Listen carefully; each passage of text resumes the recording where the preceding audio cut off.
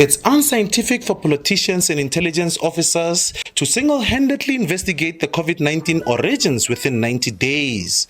This is according to the Chinese embassy in Pretoria, which refuted claims that the COVID pandemic was due to an accidental leak at a Wuhan laboratory or that it was withholding information from the WHO. The U.S. spared no efforts to hide up the so-called Wuhan lab leak and slander that China withhold information, refused to cooperate, and obstruct international investigation.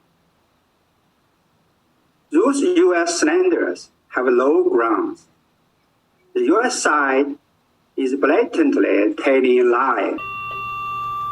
The U.S. national intelligence remained split on whether the pandemic was a result of a laboratory leak in Wuhan. This follows the inconclusive outcome of President Joe Biden's sanctioned 90-day report into COVID origins this past week.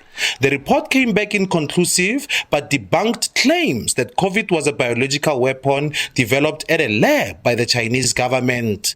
The name of origin tracing that should have been based on science, the U.S. attempts to plant evidence to incriminate China. Whatever the U.S. side says or does on origin tracing has turned into nothing but a farce and a terrible scandal for the international community. The U.S. Embassy says it is baffled that the Chinese Embassy would make such pronouncements in South Africa. In a statement, the U.S. Embassy says it will not engage in mud-slinging with the Chinese Embassy to South Africa.